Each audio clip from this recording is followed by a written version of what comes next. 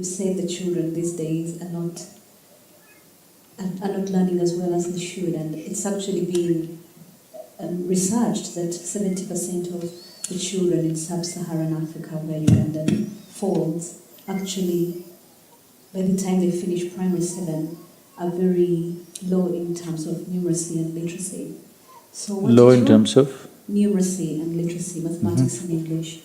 And the question is, what are we teaching our children?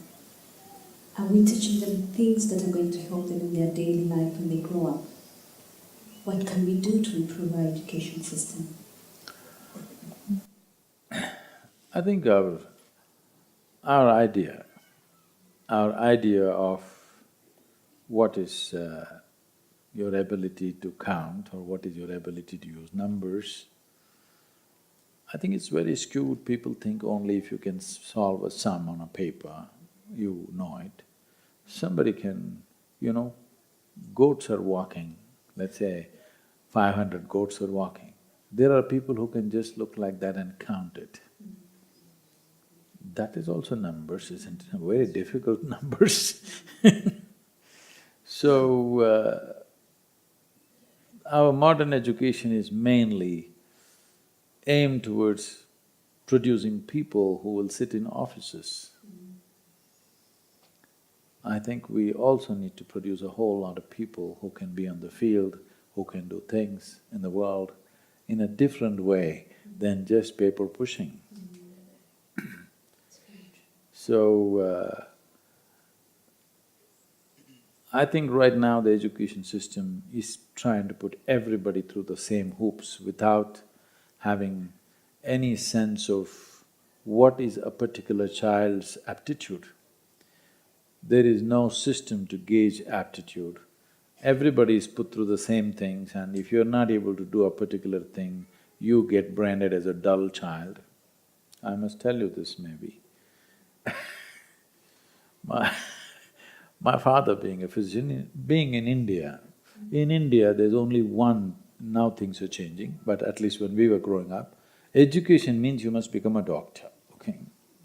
If you're a failure, you become an engineer, all right?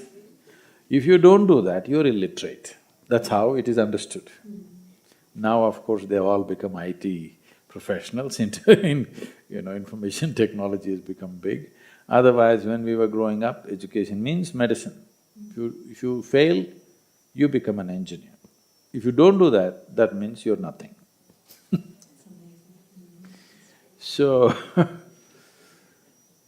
that's definitely my father's view also, because he is a physician and his idea of life is that you must be a physician.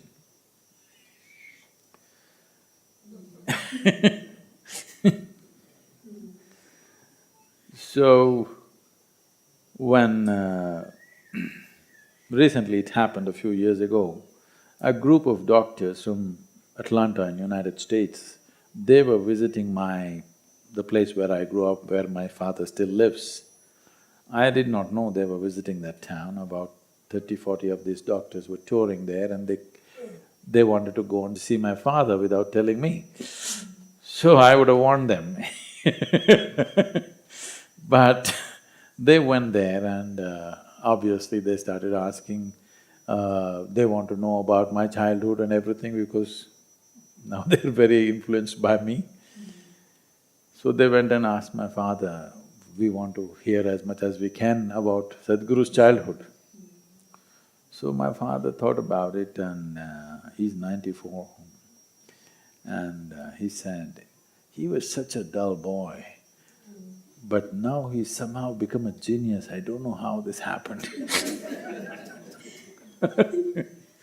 So the moment you cannot do those hoops that they have set up for you in the school, you become a dull boy. What else you can do? Nobody explores. You must be able to do this, this and this, otherwise you're a dull boy. Maybe you're able to do something else, but nobody's interested in that. So, I think, especially in a rural scape like this, allowing children to explore many things and teachers paying attention to the children as to what is their aptitude and accordingly guiding them would be far more useful than just giving this thing that everybody is going to dress in a certain way and go sit in an office. It's not necessary. Everybody should go and sit in an office room behind a table. That's not the only way to make life. And those who never sat behind a table, they are the people who provide food for us, they are the people who nourish this planet and this world and the humanity. So I think equal regard, equal respect must be given to those people. We have a business conference every year in the month of November. There were 200 very high-flying CEOs last year. They were all talking about big things, all of them are MBA, many things. They are highly educated people, successful in industry and business. So something came up and I was telling them, see, I will give you a fertile piece of land and I'll give you a book, how to grow a particular crop. 10 of you together, get together and grow one crop, let me say. You cannot, because it takes a completely different kind of intelligence, attention and application to take food out of mud, Takes a lot. It's a certain intelligence, it's a certain education, but somehow we have made it like if somebody is working with the soil, he must be uneducated. If somebody is suited, booted and sitting behind a table, he's educated. Our idea of education is very skewed and it is not productive in the long run, it's not a sustainable form. If everybody on the planet gets educated like that, nobody will be doing the fundamental things which need to happen. It's the uneducated people who are feeding us. So I think what you're saying, Sadhguru, is that we need to broaden our education system 100%. and make sure children are taught as individuals rather than as a group. Yes. To explore their potential as individuals. I think that's what you're saying. Yes. If we do not explore that, you will…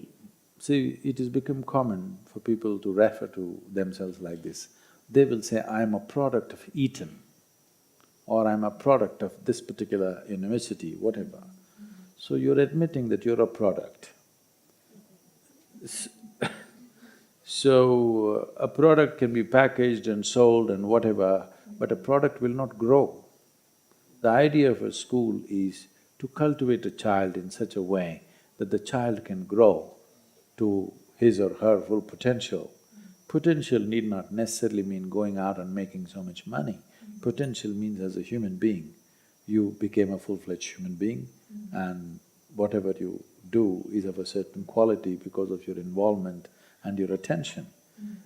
Education as information is just a little bit of addition.